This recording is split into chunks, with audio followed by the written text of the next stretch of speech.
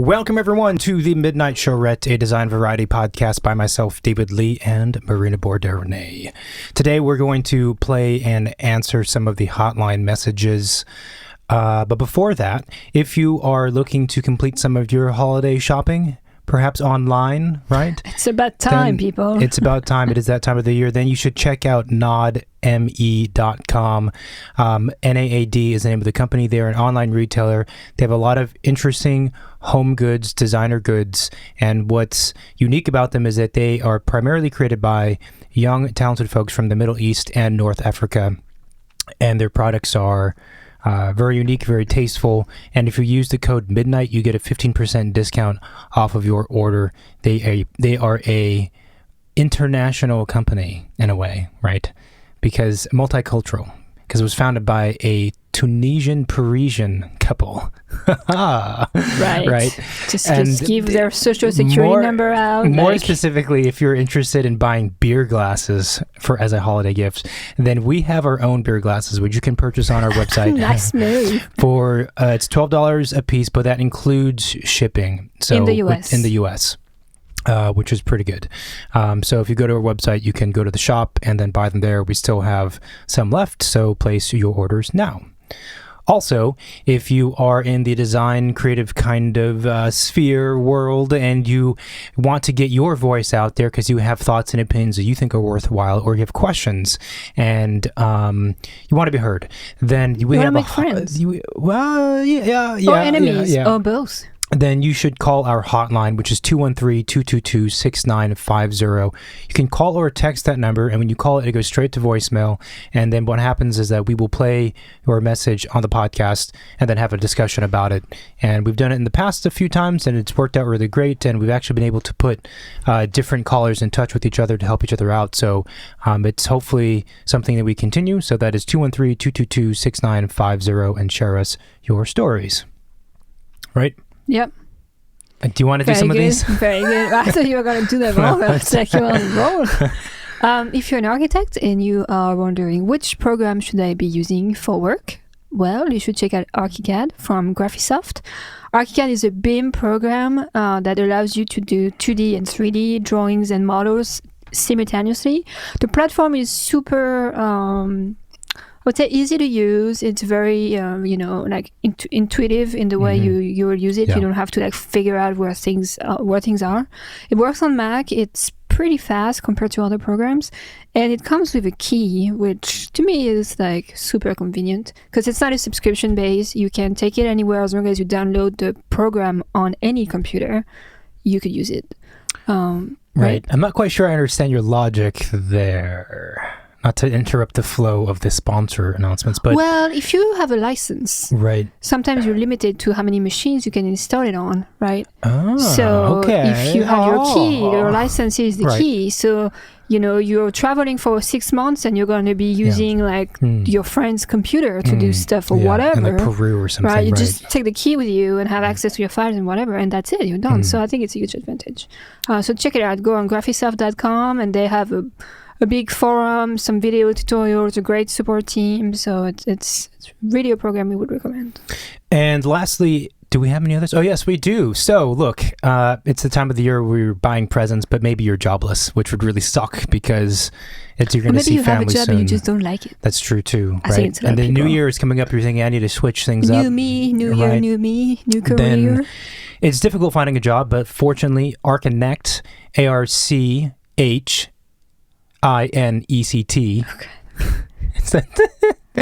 has a job, what do you call it? A job outpost, a job platform, a portal where all of the firms, pretty much all the firms in the entire world, post on there what openings they have, what positions they have open. It's updated very frequently, so you can check every day to see what new offer comes up. And it is literally every firm that you can possibly think of is on there. And even small, big, known ones, lesser known ones. So if you go to archinect.com and click on their job board section, you will find that there, and that's a really great resource. I think that's how we look for our first jobs, to be honest. I think everyone looks right. You should look for it that way. It's helpful. I even knew about it when I was back in France. Really? Yeah, which is interesting. So yeah, definitely check it out. They also have a like a big forum category with a lot of people who exchange questions. You need advice and things. But first, call the hotline because we're there for you. I felt like we lost a little bit of momentum at the end there. Are we done with the sponsors? I think we are. Yeah, we are. Right. Okay. Cool. So let's just dive right into what we're doing today. There's a couple messages, actually just one that we're going to answer, and this is one of the voicemails that we received, and I just wanted to play it for everyone. Check this out. I'm scared. Mm-hmm. 查询请按9，转人工服务。 Oh, there's more. DHL 国际快递您好，你有一份快件派送均无人签收，如需查询请按9，转人工服务。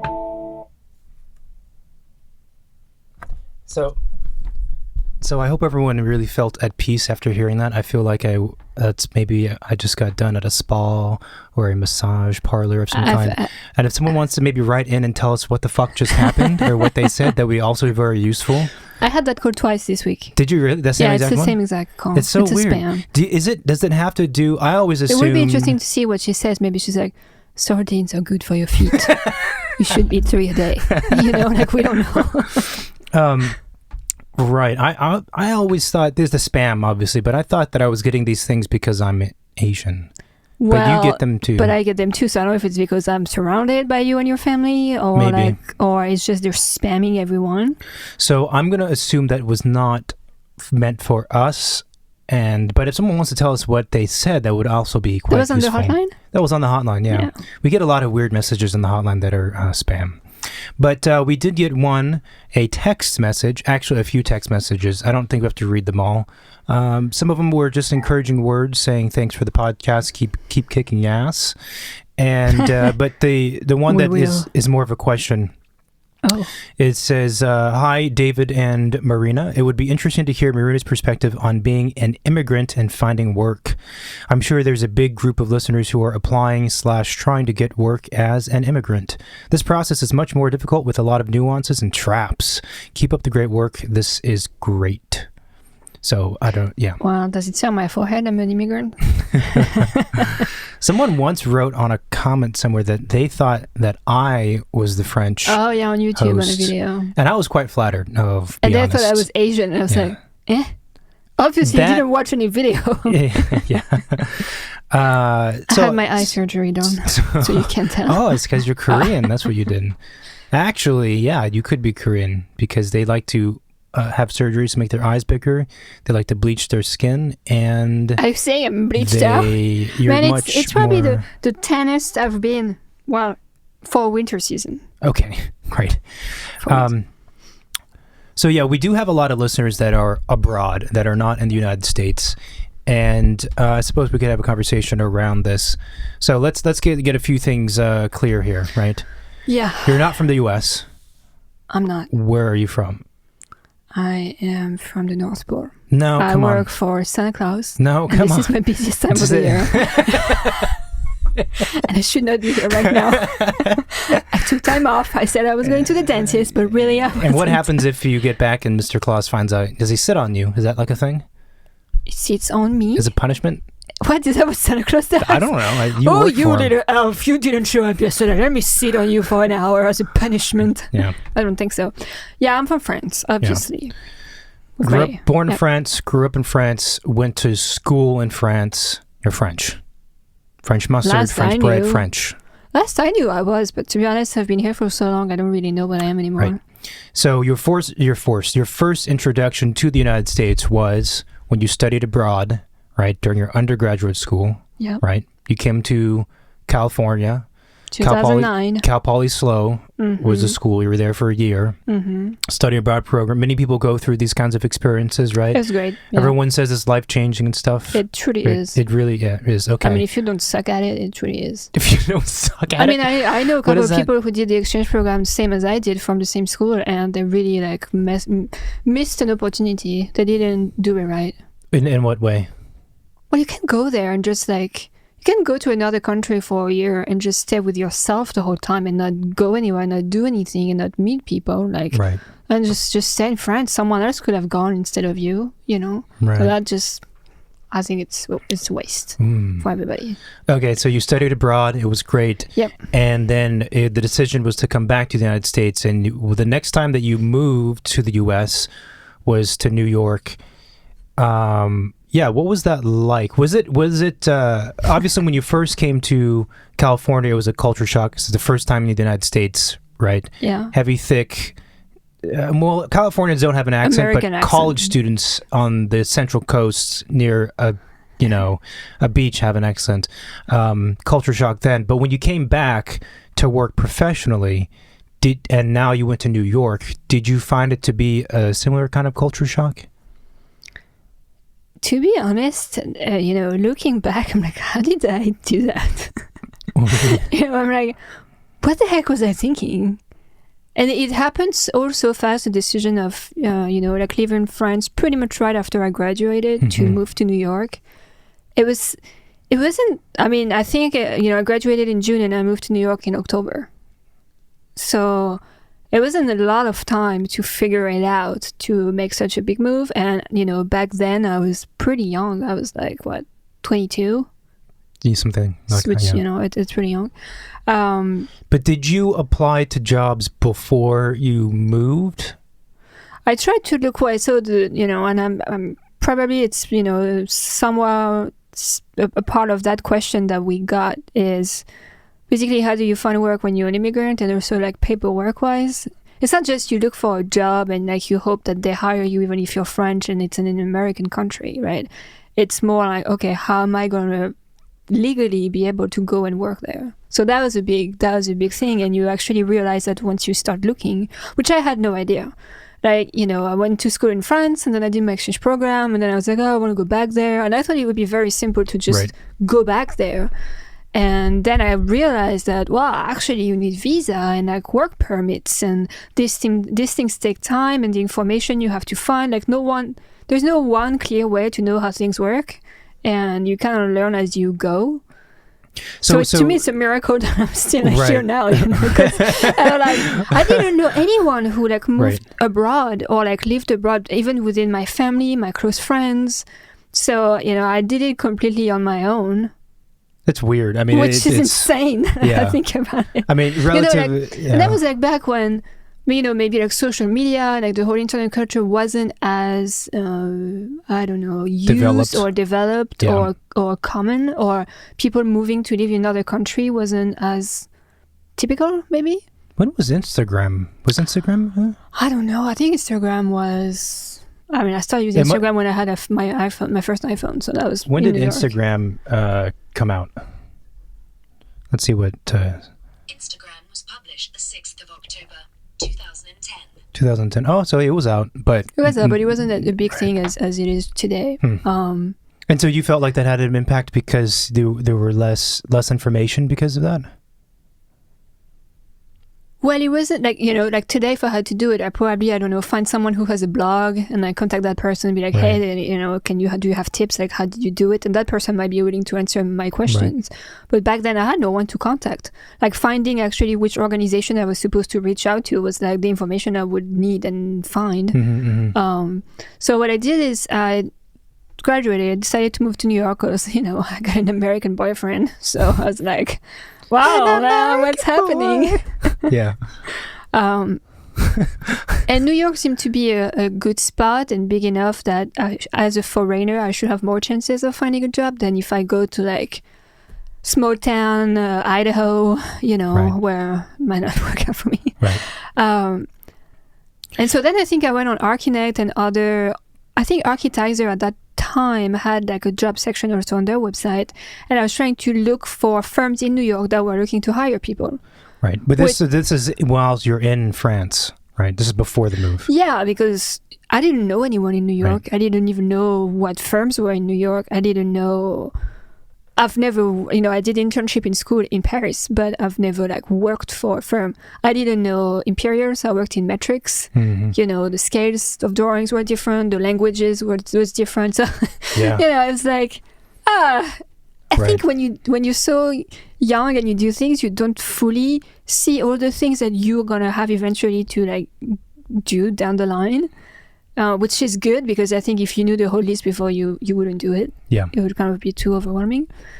So yeah, the plan was to move to New York, find housing when we're going to be there, but try and find a job before leaving because how am I going to live in New York when I get there? Right. Got out of school, I had a little bit of money from like small babysitting jobs and whatever, but it wasn't like my parents were going to be able to pay my rent for 6 months.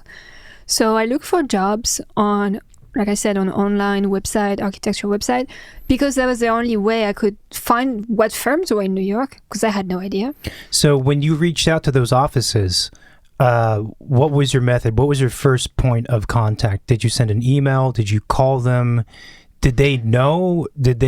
Had they had international applicants before, and they knew what steps to take, or did a lot of them say like, we have no idea what to do with you? So I don't know that they knew. I probably assumed that they did because they're in New York, and it's very a fair transient assumption. place. But I would find a job post on one of those websites, and basically respond to the email that was given in the description, or like, I would find their firm. They didn't have a job post, but I would go on the website, try to find an email address I could email to. And I had like a prepared email letter for either posts that I was responding to or offices that I was just reaching out to see if they were looking to hire people. Sure. And what I would do is I would say I was French. I would say, the experience that I had in France and all that, try to sell myself. And I think I mentioned that I think maybe I didn't start mentioning that I was looking for a certain type of visa right away because I knew that maybe some of them wouldn't be interested to just fill out the form. Really, they didn't have to pay anything. It was just like filling out forms and like do a little bit more paperwork. But I figured that some firms might be a little reluctant of going through that process. Mm-hmm. And if they needed somebody right away, they might think like, well, if she's not here, when is this person going to come? How long is the paperwork going to take? So I had like a couple approach where either I would mention it or not mention it, or mention it in the second email, and what I did is, so once I figured out that basically I needed a visa to work in the US, I was like, okay, what visa do I need? How do I get it? How much it costs? How long is it for? Like all of the details. You need to have all of the information because you can't expect the employer to like do the homeworks for you. It's ultimately for you. They could hire someone local. But if you want them to hire you, you have to bring everything for them to be ready. Did you find that large offices tended to be more willing and open and familiar with this as opposed to small ones, or was it all over the map? I don't really. I applied to so many places. I would say that, probably big offices were less, questioning those, the visa part. And so then I found this company in Paris who basically was helping young professionals to do what's called a J1 visa, which is an internship visa. A J1? Yeah. Right. A J1 intern visa, which technically I wasn't an intern because I graduated and it was going to be a full-time job. So to me, I'm like, okay, it's kind of bullshit, but if that's the only thing I can get, that's fine. So that company helped me get the forms ready, every like week or whatever. After I found the employer, they would like send me stuff to fill out, send it back to them. Then they would send it to the embassy, book appointments for me. And that for like, a couple €100 maybe. So it was actually very helpful. And that's something I would recommend is whatever country you're in, try to find either what you need by yourself, but if it's the first time and you don't know anything about the country you're about to go in, finding organizations that are not a scam, like actual legit organization that could at least help you out with the step-by-step process is very helpful. Especially when it comes to forms, because again, I spoke English, but I had no idea what this or that was. I had no idea how to get a social security number. I had no idea. So I had this third party person that I could reach out to with my questions. So I contacted them and then I got, the forms, the requirements. So once I started reaching out to firms, I could explain to them, well, my visa would be for that long, so I'm looking for a job that would be for, like 6 months. Mm-hmm. I don't need you to pay anything. I'm doing the paperwork myself. I just need you to say that I work for you and sign on a letter, and that was it. Right. And I think that knowing and explaining them the whole process is reassuring to them, and it probably helps your chances of getting hired. I would just not put that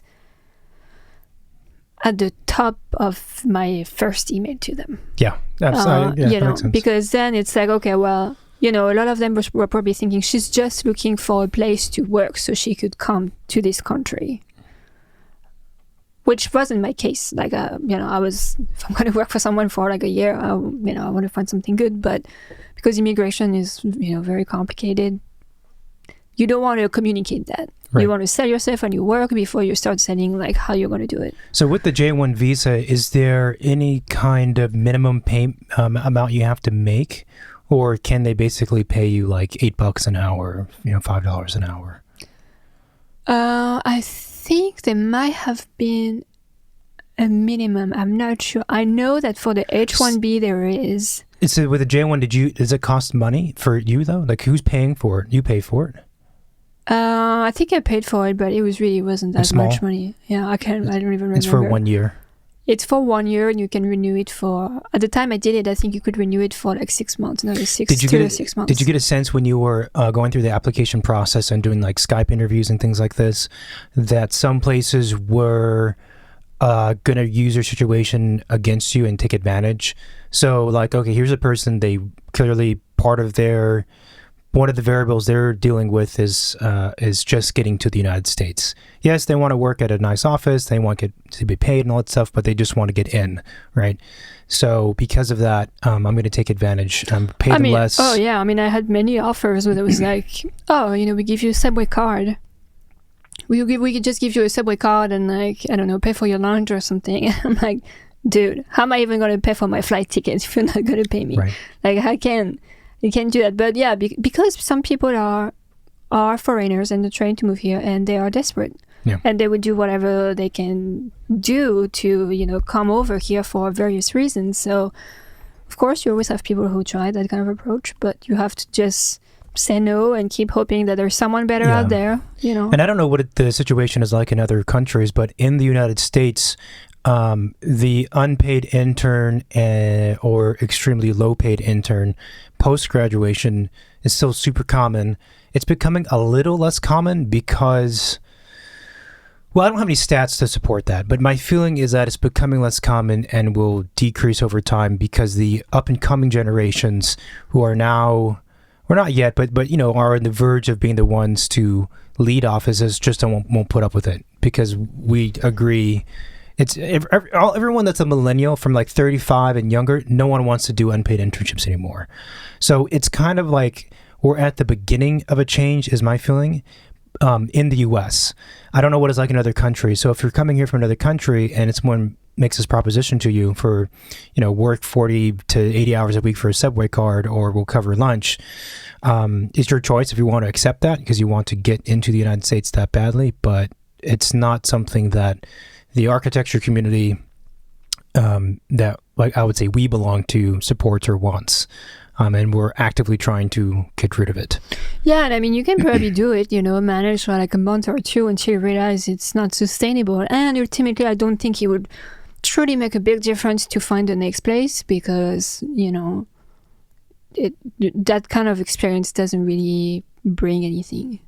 So how many places did you apply to? How many places did you get interviews at before? And so you found a job before coming, right? I kind of had a lead or two before coming, but nothing was set before I left France. So how many places did you apply to when you were in France, and how many like interviews did you get? Bearing in mind that this was a few years after the economic crash, it was a terrible time to be. I applied to, I think, to a couple hundred places. I don't know. Pretty much before I left France, because I think I kept applying a little bit after I got to New York, but really most of my application was done before. Again, because I'm the type of person who try to plan things a little bit. And for me, like going with just my suitcases and like no plan was not really like exciting. So yeah, I applied to a lot. I applied probably to every single firm that posted something in New York at that time. Just because why not? Again, you know, not that I was desperate, but you know, I talk with people, you train yourself to like speak differently, you twist the way you write your emails and things, and you just get better by the last one you apply to. And the interviews you had were over Skype? The interviews I had,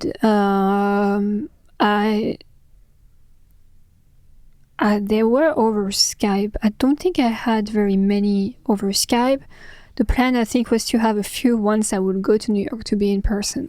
So that's the other question is, were places willing to make a hire just only having an interview, video conference interview? Or were they like, okay, let's have some email, phone call, video, and then we want to talk to you in person before we pull the trigger? I don't think, to be honest, now thinking back, I don't think I had that many interviews because a lot of the proposition was free labor, which I turned down.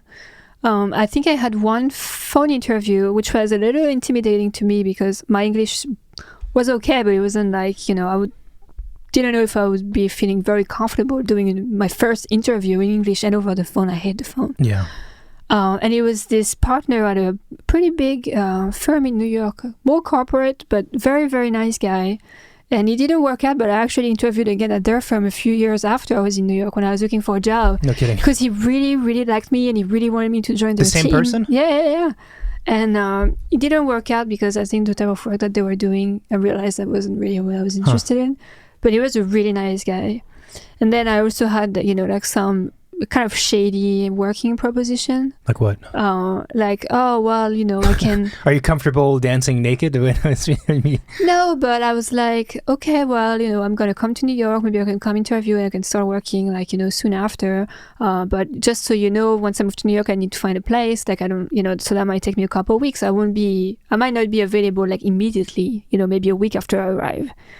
And the guy was like, oh, it was really nice, but it was kind of shady. He was like, oh, well, you could always sleep in the office, there is room, or like come at my house or something. And I was like, okay, man, that's a little weird. I was just, I don't know. Then I tried to like find images of what his office looked like, because I was like, this guy seems nice, but maybe it's a little weird. And then I found out that, it's just a small space he was renting, and he looked like it was just like 3 young graduate that were working for him, maybe not making any money, and he looked like male or female? Mostly female. And I was like, I don't trust that guy. So he worked out with him. And another firm that was an emerging firm in Brooklyn, I did the Skype interview. That was really awkward. I had to put like a screen behind me to hide my bed, because my bed was Skyping in my bedroom with my parents. And I got my stuff. I told my mom, don't come upstairs, don't yell. I'm going to, get on an interview. And it was, 6 hours difference? Mm-hmm. 6 hours difference. Yeah. So, you have to like be awake or whatever, have to makeup on. That's quite something. Now, the guy interviewing me was really striking. He just like kept staring really close to the camera. And I was like, is that what they do in New York? Like, they just get really close to your face? And that didn't work out. And, that was okay. But then it made a huge difference for me to be in New York and actually go physically to these places.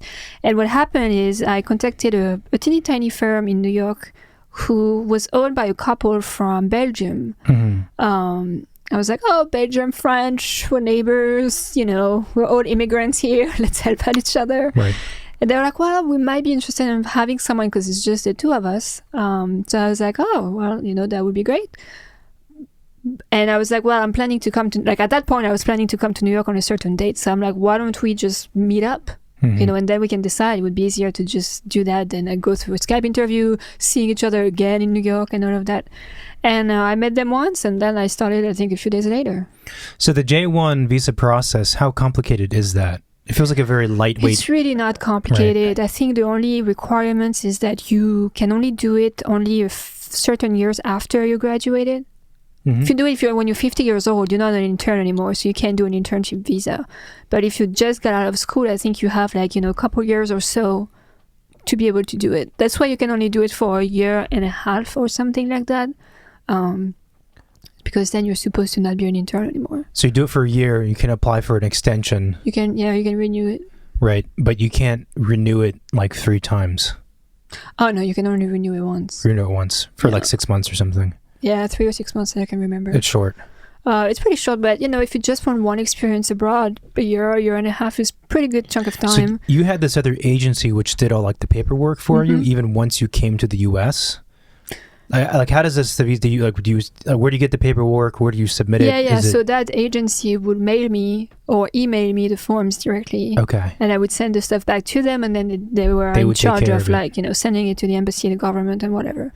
And how long did it take between signing it and then getting a few weeks, and you could always speed up the process if you pay an extra fee. It goes like a week or two faster, so you can definitely do that. But allocating a couple months before like the date you want to leave, I think it's would be reasonable. Less than that, you might end up being there and doing the paperwork, but that's not really legal. So is there any other, so once you have the visa and that's all signed, the partners sign off on it too, right? And you're working in the day-to-day, in the monthly payments, does anything get affected or changed because of the visa? Not really. Like, is there special stuff you have to do once every month? Or? Not really. I mean, you have to pay your taxes here, but depending on how much you paid as an intern, you might not even have taxes to pay. That's, how little you can be paid. Yeah, and I think they had to, say what tasks I would be working on in the forms. So they don't need to be super precise. It's pretty basic stuff. It's pretty basic. It's pretty reasonable. And I think they had a visit of some kind of official person of the program, or maybe the government, who came basically to check that the place you were working wasn't in someone's home, or you were not in a basement without a window. Like that the condition in which you were working were appropriate and decent, and that the people you were dealing with were not criminals. But, very, very standard, very easy. So what happens then when you have a J1 visa and you're working as a quote-unquote intern, and then the year expires? And if you apply for extension and the extension expires? Well, then you have a date on the visa that you get, right? And, you need to go back home by that date. Really? Can you stay as a tourist and look for work? You might be able to stay past that date to stay with your like if you're French and you come, you have like a 3 months tourist visa. So you might be able, again, this is like a decade ago, so I don't fully remember all the details, but you might be able to then just use your tourist visa for 3 months if you want to stay longer, but you're not authorized to work. I mean, I feel like a lot of people come as tourists and they work under the table. Oh, it's very common, but it's, what are the risks? Especially in New York City. What are the chances? Is it worthwhile? Like, how dangerous is the work? Like, if you're making models, if you chop your finger, or you're making furniture, you chop an arm, well, it might not be very good. Right. So did you find that, I think maybe some people would assume or think that by being foreign, maybe depending on the country you're from also, that would be also desirable or interesting to employers. Like, oh, they're going to offer us a new perspective because they're from X or Y country. Or was it mostly a hindrance? I feel like in general, and not necessarily, the first job I got, but like all the jobs I got here, I feel like it's almost like they feel like they have a little gem in a way, like they own something special within their team. Which I'm fine, sure, if you want. Great. And yeah, I think definitely certain firms are very interested in getting people with different understanding, different perspective, because they're interested in making the work better and making the workplace a better, more interesting place, or maybe like change things up within their team, or or for themselves, like learning from someone else's culture.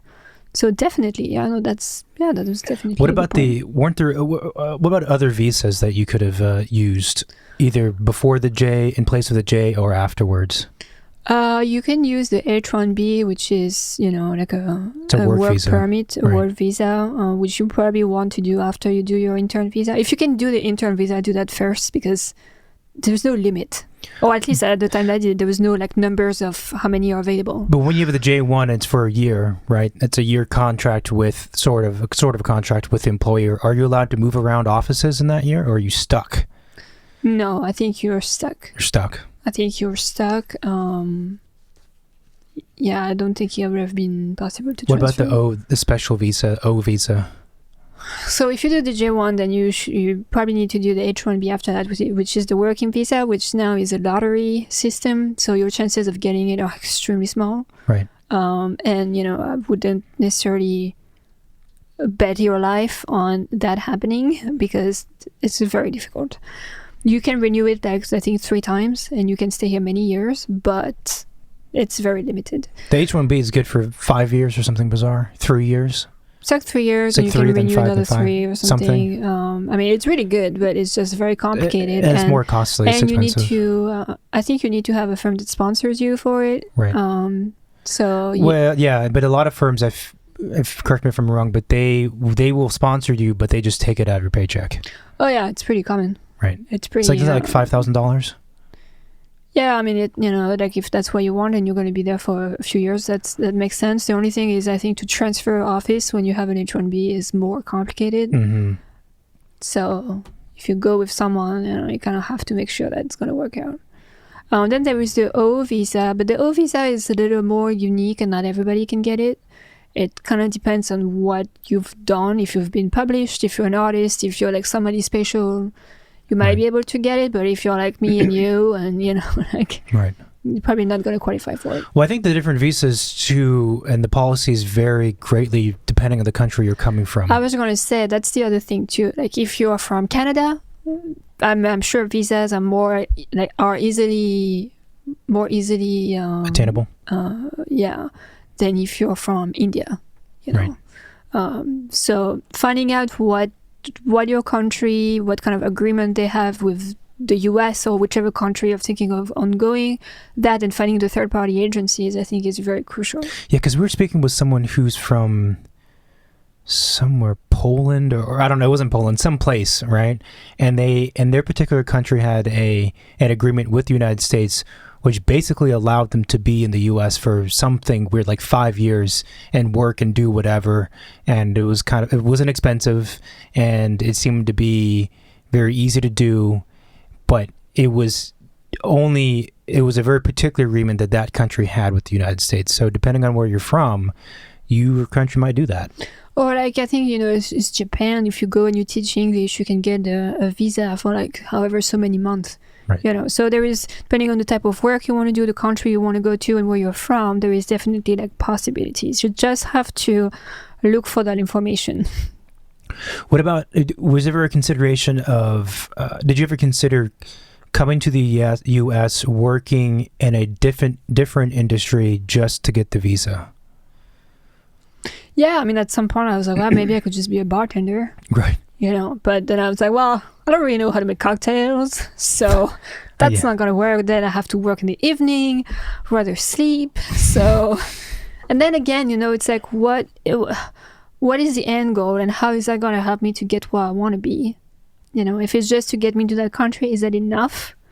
And then after that, what?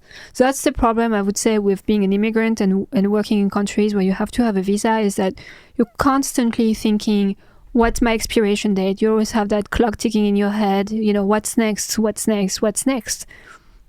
Because it's not like you could just sit around and wonder for years. Your time is passing. So you kind of feel trapped. It's kind of a huge stress, really. And in my case, it went very smoothly, and I figured it out very easily. But I cannot imagine, if you have your family you're trying to bring over, your wife, your kid, it's like a whole other thing. Yeah, it's super common for international people, immigrants. I don't know what you call them, foreigners, basically, come to the U.S., go to graduate school or even undergraduate school, and want to stay in the city that they did school in, especially if it's like New York, or want to stay in the U.S. And the only easy option is the J1, right? But a year or 18 months goes by super, super quick. And can you start planning for the next visa in the middle of the J1 visa? You have to. Otherwise, you have to go back to your country and then, come back. So Right. yeah, ultimately you want to keep rolling the visas within each other, you know. So people will do a J1 and then sometimes they will go back to school because they're kind of thinking, I have some minor interest in going back to school to study this or that, or I want to get a master's degree. And then if I do that, I can stay in the US and then I can, potentially figure this out later or get another J1 or something. And that's something you could do too. Right. You could just like come here in school first, then do your OPT visa, which is like the visa you get after you graduate. Oh, that's an OPT, right. I think OPT is 6 months. And then maybe you could do the J1. So, there is ways to like use the system. But it feels like in all of those options, you're really just buying really short periods of time. Yeah. You stack a 2-year degree, a 6-month OPT, and an 18th month maybe J1. Great, you've bought yourself like 2.5 years, and 3 which is months nothing. Of tourist visa. And 2.5 years isn't anything, especially in an industry where projects take so long to do. But again, I mean, it definitely helps if you have one first visa here, because then you get to meet people, you get to find out more information, and maybe you figure out the best way to transfer to the next one. It's very hard to like plot the whole thing before leaving your country because you don't know what the opportunities are going to be like and how things are going to work out. So this person was stating that the process is more difficult with a lot of nuances and traps. Well, traps, again, I mean, you're a foreigner, you don't know everything. So people could be telling you whatever the fuck they want about how things work in the country you're trying to get to. But I feel like once you get to, I feel like the OPT, which is a post-school, I don't know if it's specific to graduate school, university visa is super easy to do. Like everyone does it. The J1 seems to be relatively easy also. The H1B, that's the thing that everyone goes for. But as you said, it's on a lottery system. So now as of 4 years ago or whatever it was, those visas run out within hours. They're all gone. And they have, didn't someone tell us the stat? It's like something like 20 times the number of... The year I tried to apply, it was like 3 times the amount that was available or something. Right. The first day it opened. Right. So the first day it opened. I was like, all right, well, I guess I'm not going to do an H1B anymore. Right. But I feel like once you get to that level and you have an office that's sponsoring you, it's a better chance that the office knows what they're doing. They've done it before. And so the information is there. And I feel like the chances of you getting taken advantage of in the way that would happen if you were applying as an intern for an intern visa are less. If you're applying for an H1B, you work at SOM, like they're not going to dick you around. Like, I don't know, maybe they would, but that's my feeling because it's a much more serious investment, right? Yeah, probably. So I was thinking of something, I forgot. Oh, okay. Yep.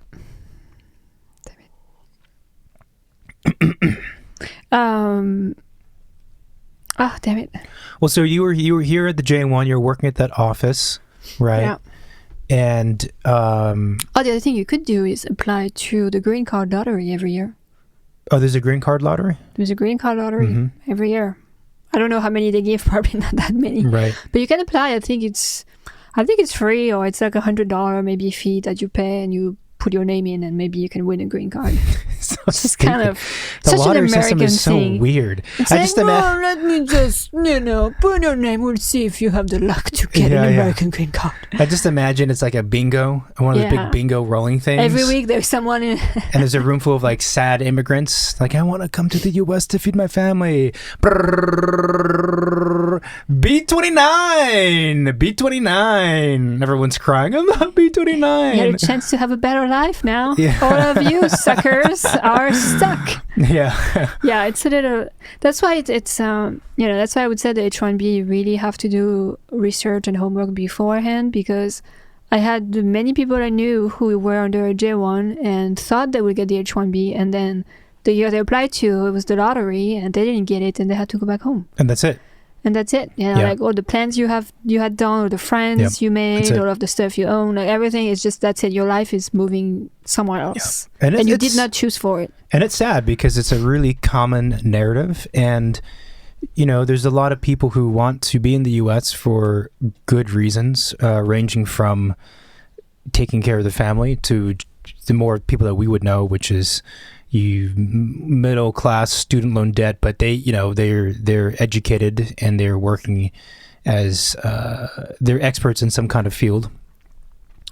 And it's like for a period of time, I felt like after grad school, like half of the people I knew that I became friends with, like they just disappeared. It's like, they're back to Serbia. Oh, okay. I guess that's it. There's nothing that they can do. It's weird. Yeah, it's really weird. They just got erased from the U.S. Yeah. Well, and I had to go back for a while in France because of my visa situation. And it is a weird time because you're really wondering, like, what just happened? Did you, at one point, you were considering going to school? Again, you were one of those people who it was going to be a graduate degree in urban design and city planning or whatever it's called at Columbia. And you were one of the people that you were interested in the subjects, you liked the school, so there's some kind of inclination to go there. But had it not been for the whole visa situation, I don't think you would have really considered it seriously. And in the end, you didn't do the program. Yeah, because it was $100,000. Man, I'm from France. We don't right. We don't do that with school. Okay. Right. Do you think that? I mean, this is a lot of hypotheticals, but do you think that if you did do the program because you wanted to study that, and also in part because you wanted to be in the U.S. longer, that you would have ended up regretting it because of the amount of student loan debt? I know that's a lot of hypotheticals, but I don't know that I would have regretted it. I met a lot of alumni from that program that only had great things to say about it, and it really looked like he would have been something super interesting to do. In urban design, after I got out of school and from French architecture school, was really something I would have loved, developed more. Is that It's the rain. It's bananas. Jesus.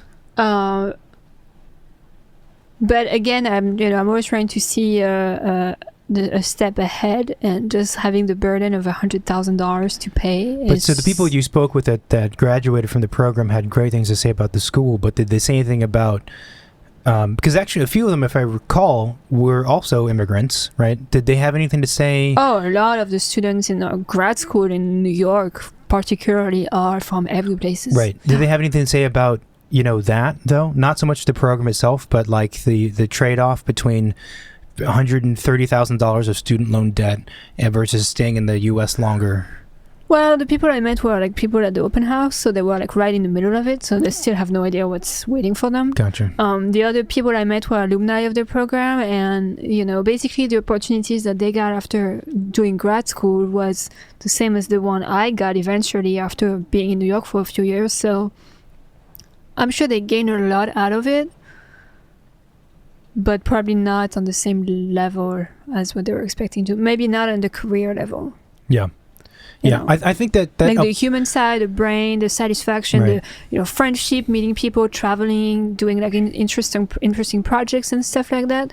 But making a big career jump or making more money after doing grad school, I don't think so.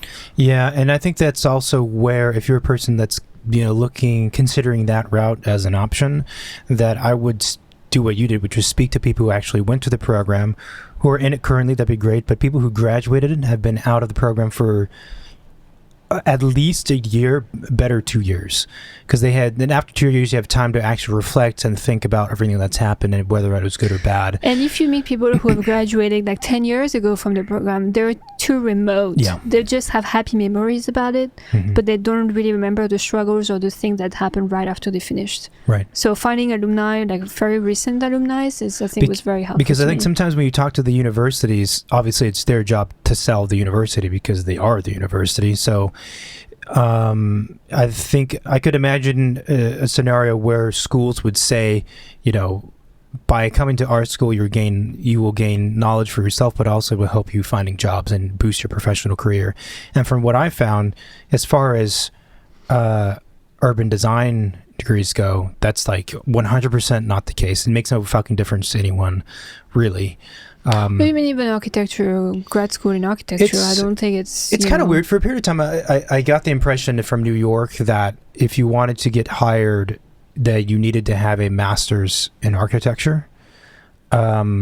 But that's one of what the alumni I met told me. She was like, well, graduating from like one of the big Ivy Leagues, yeah. It's kind of like the minimum standard you have on your resume if you want to work at so and so places. Right. And I was like, well, I don't think so. Well, I mean, again, maybe if you're American, you definitely need that. Maybe if you're an immigrant, you can kind of use the fact that you're already different, that you don't necessarily need to prove yourself in the same standard way as an American. That's possible. I think there are a lot of Ivy League graduates who are partners at schools and in charge of hiring, and so they like that. Like, there's a lot of offices I've been at where X percentage of the partners all went to this school. And then therefore, if you look at like the makeup of the employees, it's like, okay, well, why is it that 75% of are all from this one institution, which I think is creepy. So I think that's true, but the amount of money it costs and how much debt you will be in, it's almost like, well, if you feel like you're content and satisfied with the 5-year program that you did, not a 5-year program, right? That's enough, and you have the necessary education to become a licensed architect, and you don't have any interior urge to go and get a master's in architecture, then just start at whatever office is going to work for you, and then move on up. Because I think if you are a good soon-to-be architect and you're dedicated, I think you can probably end up in a better position professionally than a person who went the alternate route, who did a 2-year program of a master's. You know what I mean? So you track 2 years of course of time of one person has a B-arch. They both have B-arches. One goes to grad school, one stays in the industry and professions. At least in terms of working at offices and getting raises and more responsibility and whatever, I think the person that probably stays out of school is going to come out ahead. If you're the type of person to be really dedicated and you're good at what you do. That's my feeling with it. And also, as part of that calculation is the student loans. I just think... it's not something to neglect, really. It's a big deal. And maybe it's easier if you to just enroll in a program in your country that has some kind of partnership of some sort with somewhere in the U.S., and do that. Did you find that after the J1, there were other things that there were other instances where you realize I'm having trouble here finding a job, having trouble achieving this or that because I'm an immigrant? Because I'm not from the U.S. Like, I'm getting less responsibility in the office, or this office won't accept me because of it, or... No, and I think I always try to kind of use it to my advantage, right? In a way. Like, it's weird, but when you're, at least from my experience, when you're an immigrant, like I was in New York, I felt like I had more room for errors. But so therefore, I had to try more things. Say that again? I felt like because I was an immigrant, I had it was okay if I was making mistakes. It was okay if I wasn't doing the right thing. It was okay if I was, not understanding something. Right. Because it was understood that I'm not from here, so, I'm on a learning curve. I don't know it. But because of that, I felt on my own that I had to participate and try harder than if I was from the country. Because I can make mistakes, because I can say things and people might be rolling their eyes and be, oh, she's French, that's okay. Well, then I felt like I had to use my voice and I had to do things and try things. So if someone was complaining at work about, oh, lunch was disgusting, or really don't like that coffee shop, well, I'll be like, well, I can voice it. I'm their French person. They're going to be like, oh, right. French person, right. It's fine. Right. Not that I had it easier because I was an immigrant, but I felt like people were more receptive maybe to the things I had to say because they felt like somebody from the outside of their culture was looking at what they were doing or who they were. And it was kind of like this introspection from like a third eye, you know. I could see that. I could see where, you know, you almost had, it was safer for you to be more critical and to ask questions and things or like like that. asking questions all the time about everything. Like if I was doing that in France, people would be like, okay, I mean, who is this person? Like she doesn't know this. But I'm like, well, I don't know. And I'm not going to hide that I don't know. So, you know, and if I show them I don't know, they're going to teach me. I'm going to learn. They're going to be happy that I learned something. Like it's, I don't know, it's more honest. And then you can tell them, well, actually, you know, the way I learned it was this way. And I don't know. I've always thought that being an immigrant was an advantage for me. And I'm French, so maybe if you're from other countries, you know, people treat you differently. Yeah, I think that's definitely true. I mean, yeah, I've thought about this a little bit, being on the other side of it, of the relationship, and I think there are there are obvious disadvantages to being immigrant, right? And it's like you don't know as many things, language is difficult, yada yada yada. But I would agree that there are huge advantages, and I think you pointed them out. Like one of them is you can ask a bunch of questions. No one's going to give you shit. No one's going to think less of you. If anything, they're going to think more of you because it's like, hey, this person's actually trying. Like, good for them because I'm way too scared to go to France or go to some other country and do what they're doing. It also gives you, I think, the freedom to be more critical and speak your opinion without being without repercussion. Because if you're an American, you say something critical or say something kind of out there, it's like that could hurt you in a way because everyone thinks, well, you're from this country. We expect you to know the limits and boundaries of what you can or cannot say, or how stupid you can be, or whatever, how critical and mean that you can be. But if you're not from the country, it's like, well, I don't know maybe they do it differently. And you'll also come across, I think, as an expert. And and then this is where I think the mystery of someone can be very powerful and important. And the mystery that an immigrant has, the mystery that a teacher has to their students, the partners have to the employees. So if you're an immigrant, you're from a different country, like you said, well, we do it this way in my country. Fuck if they know. You could be making it up. They have no idea. But there is always this element of like, it's like, obviously, if you're from the US, you can't say that because everyone's like, well, yeah, we already know this. You also can't make up something because they know you're lying. And so in order for you to have anything interesting to say out loud about what kind of coffee we drink or what kind of coffee it is, you have to come up with something new and unique because your playing field and your reference point is what everyone already knows. But if you're from a different country, you're automatically interesting no matter what you say. Even if you say we do the same exact thing in my country, it's still like it's worthwhile to be said. It has value. And actually that helped me a lot not to be shy. Right. You know, I felt like because I had that kind of bubble wrap around me of being an immigrant that I could just show up for interviews. I could just like contact these people and try to work for them, or like I wasn't. It helped me feel more confident in a way than if I was from the country. That's probably why I didn't like being in France because I don't think I was that confident being there, and that's kind of I start missing that feeling of being an immigrant by being here for like a decade now. You know, I feel like I kind of lost some of that, and sometimes I'm like, oh, maybe I should just move to another country so I can get that feeling again. It's still there. I mean, at least from everyone else's perception, it's still there, and I think it stays with you pretty much almost your entire life. As long as you have an accent, it counts. You know.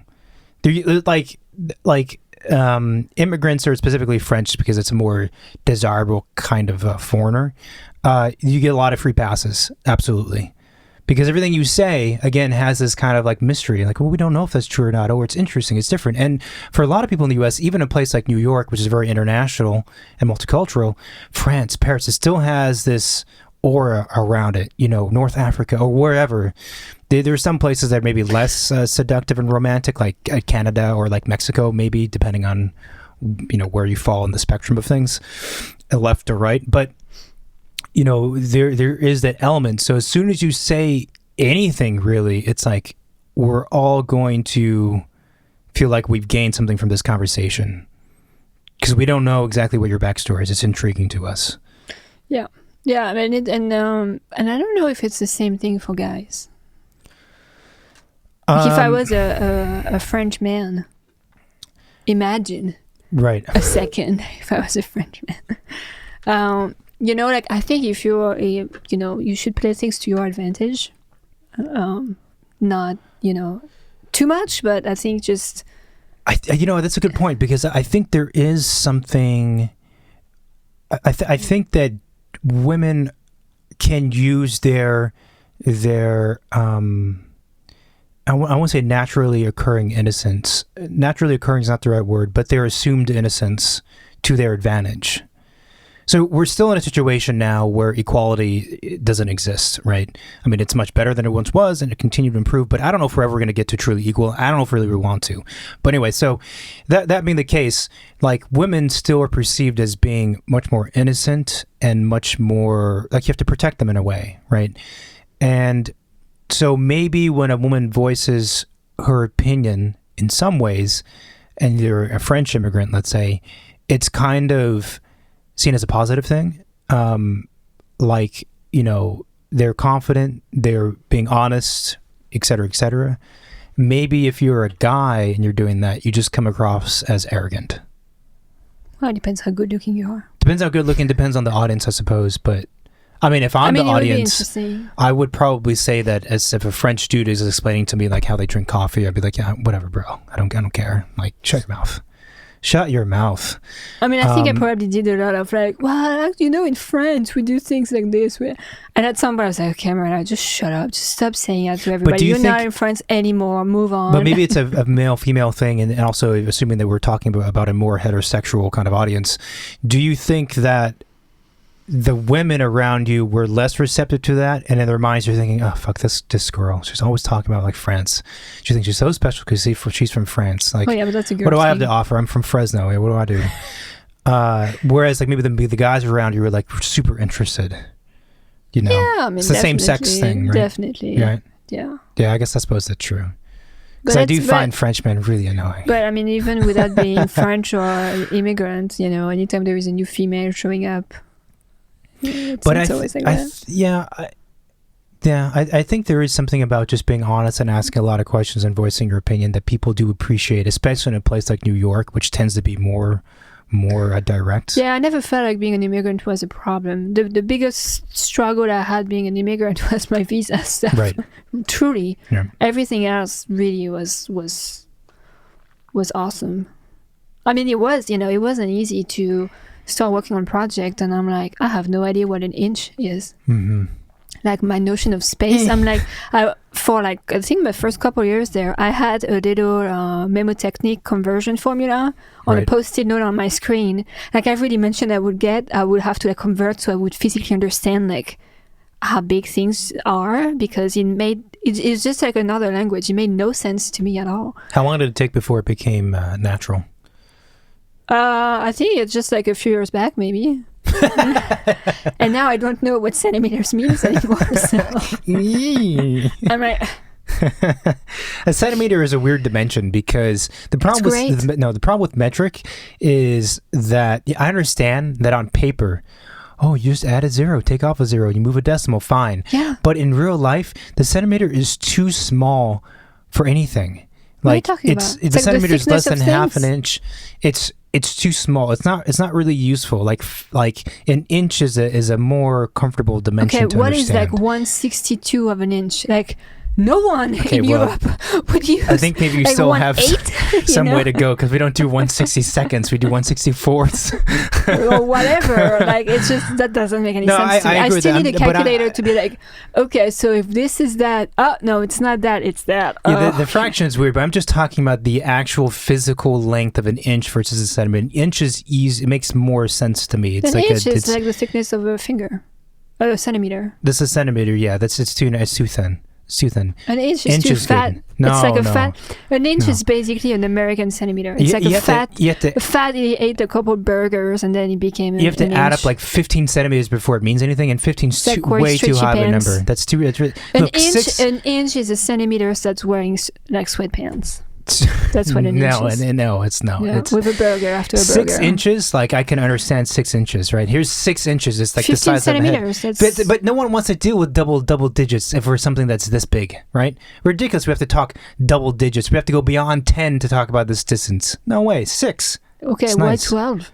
What the fuck 12? Well, Make it 10. yeah. Here's the other problem with the metric system in terms of distances in architecture. Here's a centimeter. Okay, too small for really practical use, everyday use. Too small. What's the next one you got? A meter. A fucking meter. You have nothing between the two. You have nothing between the two. Makes no sense. We have an inch. Look at that. Beautiful inch, right? 6 of them, the size of a head. Great. 12 is a foot. We have a yard. There's increments, right? Anyway, it took me 2 a little feet. time. Oh, 2 feet. That's a lovely dimension, right?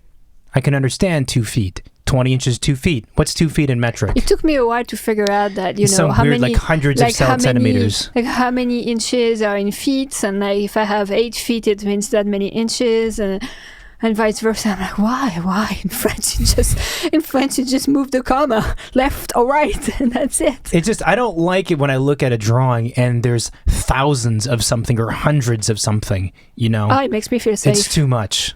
It's like unnecessary. fractions with like random numbers. Waste I'm like, of numbers. what the fuck?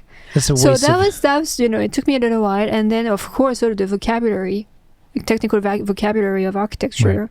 You know, you kind of have to learn as you go. Which now it's weird because I know more English words than I know French ones. So when I talk to my parents about stuff, I'm like, I don't know what the translation is, and they're like, okay, great. Did you find that there were any other traps or things?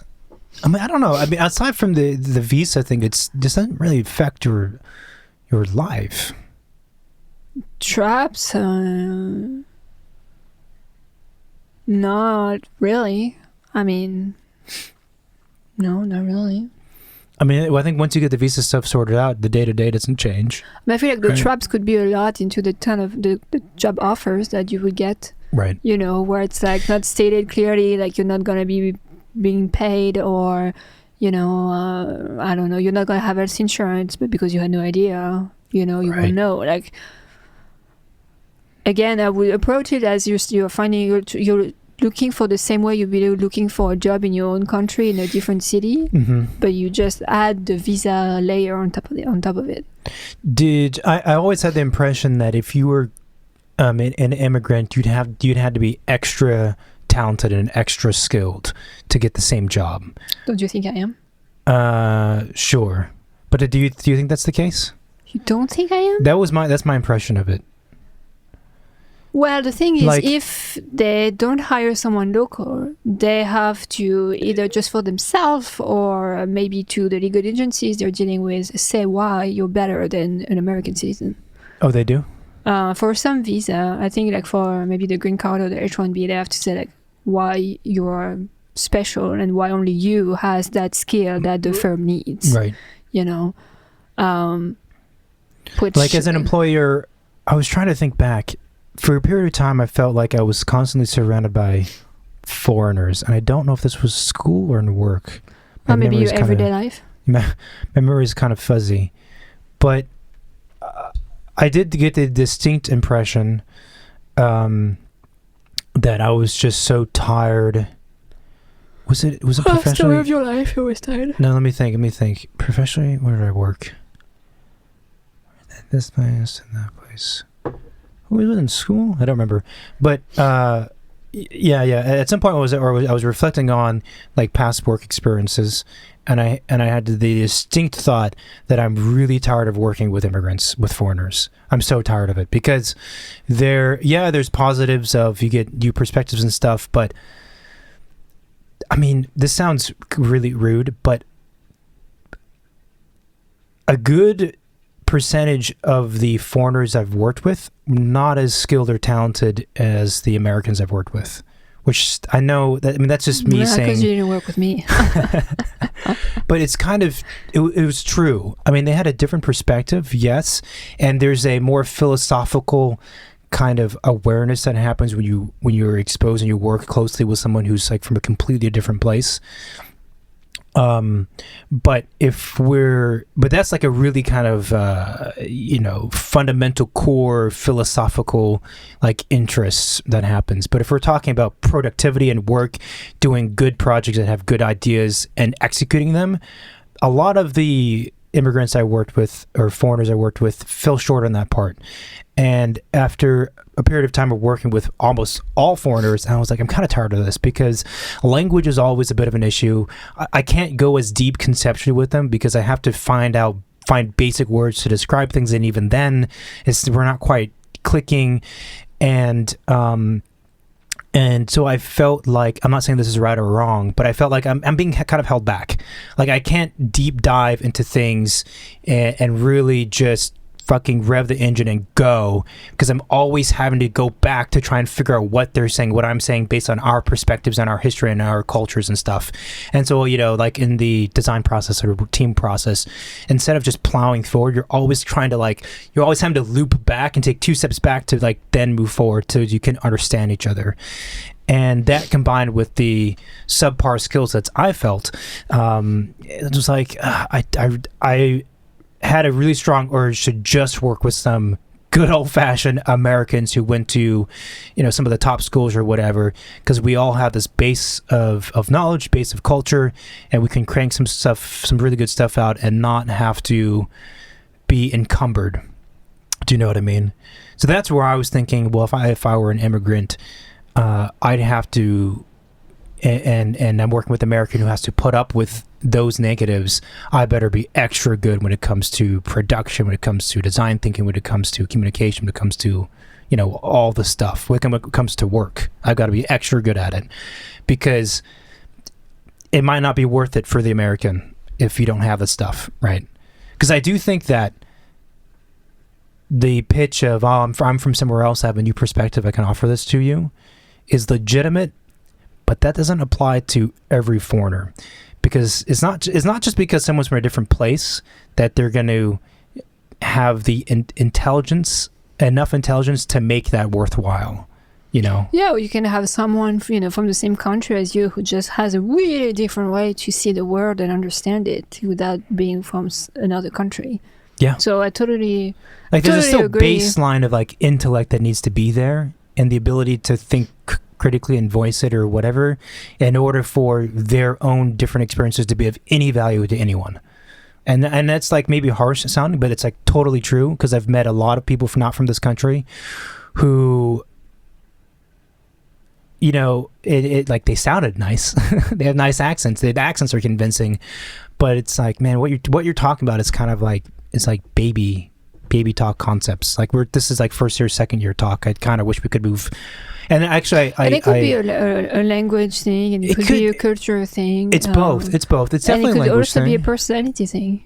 It's of course. And this I remember feeling, especially in grad school and some of like the seminar classes, where you are meant to be diving further into certain kinds of topics, and the point of like seminars is to see like how deep down the rabbit hole you can go, and studio can be that way sometimes, but it's just tough when and in some cases it didn't even have to do with language or the person. It's like even there are some cultures that just prevent like open thinking, I feel like. And I mean, I had coworkers who were from European countries, and I had no idea what the fuck they were talking about when we were working on projects. Really? Like in what sense?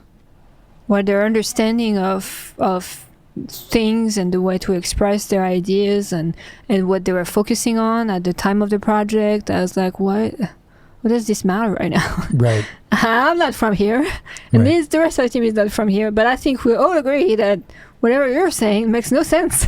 Yeah. So...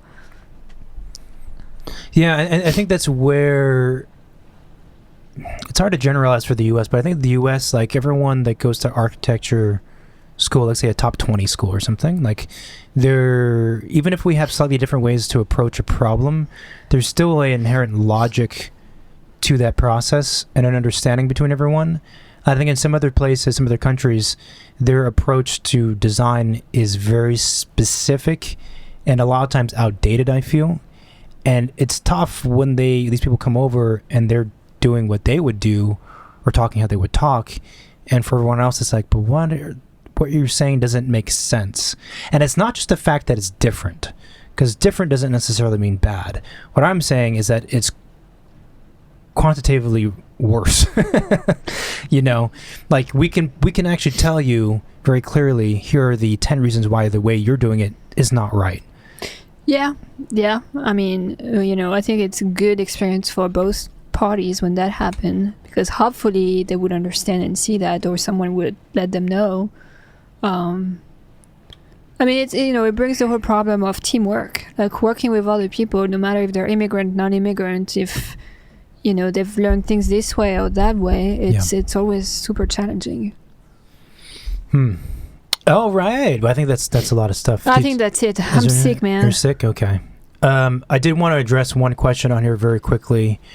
Yeah. I already responded to this person, but I think maybe people listening would also ask the same thing. This was a text message to the hotline. Oh, no, it wasn't. This was Instagram. Anyway, this person says, "Hi guys, looking for some advice here. It's almost impossible to find any advice on the internet on how to assemble a portfolio after you've been graduated in the industry for a couple of years, in their case 3 years. Surely the process is different for a designer with some college experience versus a senior in college looking for a job. I'm looking for my second full-time job soon and having a tough time deciding what to include. I listened to your portfolio podcast recording, but I'm still conflicted. It's easy to include renderings and graphics from RFP designs, but I feel like that holds less value after I've been in the industry for a couple of years. I feel like the employers want to see a technical and practical demonstration of knowledge, which I have. Do I include wall sections and details in my portfolio, or just bring to the interview a CD set to show technical competence and keep that as a separate talking piece from the polished, sexy portfolio? Sorry for the long question. Love the show. Thanks in advance." So some quick thoughts. So we answered this question sort of in the interview recording about bringing different materials. You don't need to bring a full CD set, as we said. Just bring it shrunken down, 11 by 17, pull out the best pages from the CD set, bring that to the interview. And the ones you worked on. The ones you worked on. As far as like what to do differently with the portfolio, so my feeling is that it is interesting when you are at the professional point in your career that this person's at, where you're kind of like between two worlds. Like junior architect. Like, do I still do a really cool, sleek, like hyper designed graphic portfolio, or do I not do that because that looks like a student did it, sort of? Or do I do this, more technical thing, but I'm not quite there yet? So my feeling is that the portfolio can be open and broad enough to absorb different types of information on the spectrum of being more, let's say, academic to more professional, let's call it that.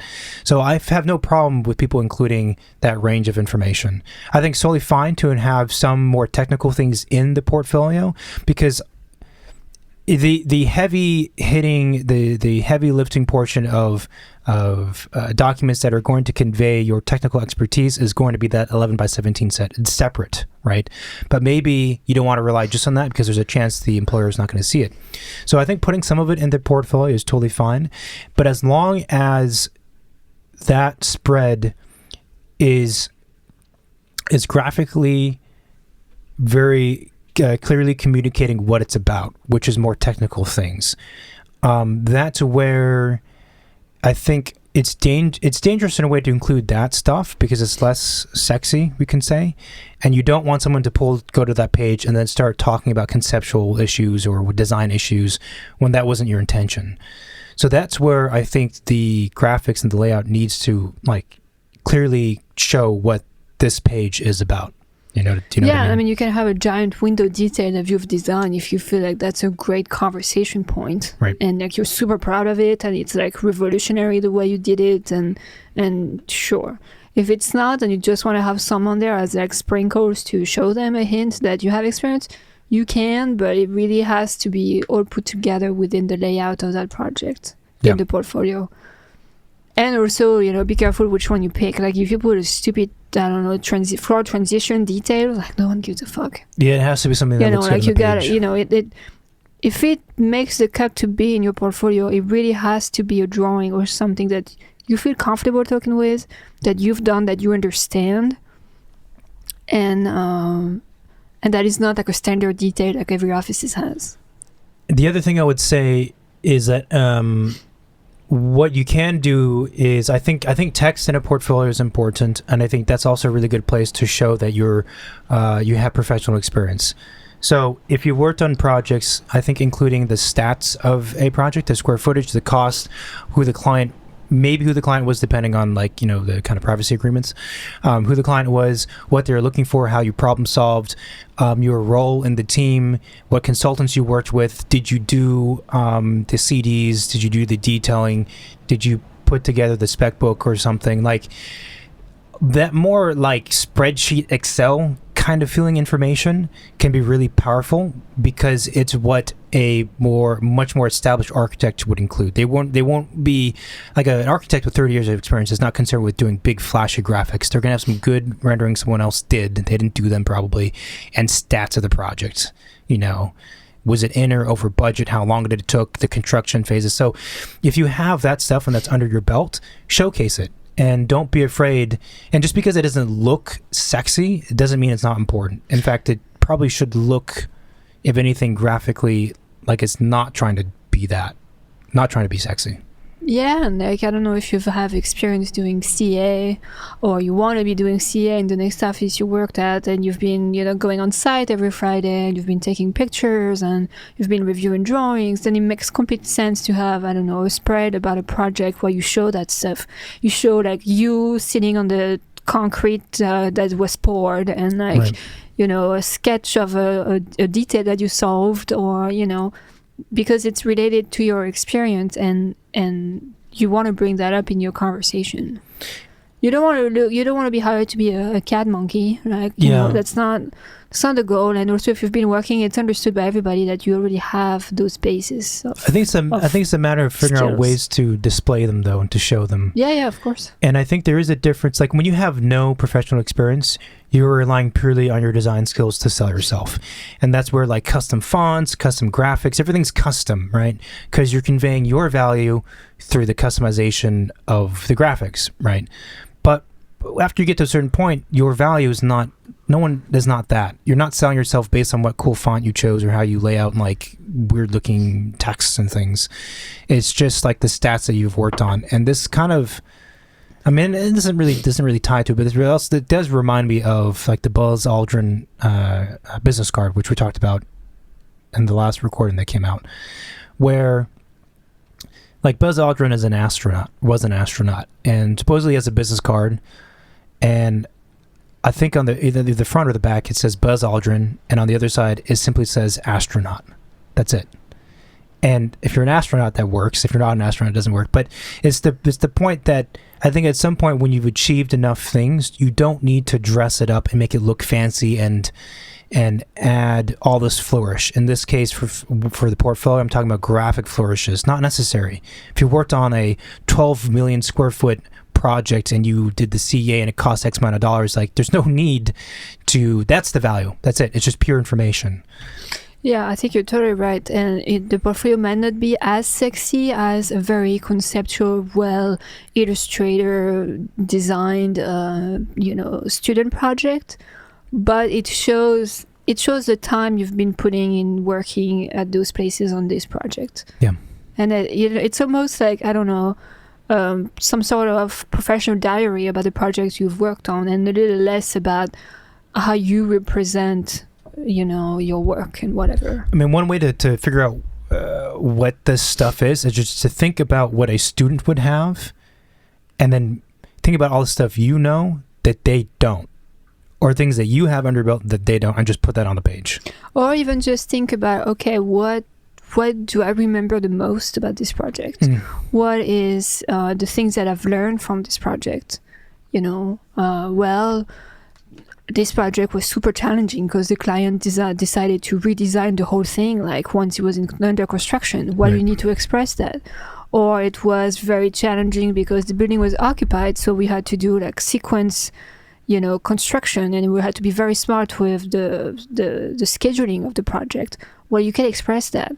It doesn't need to be like renderings and models and things. It could be like other things that communicate more important aspect of the project. Yeah, you're good. Okay, cool. I have nothing else to say with that, right?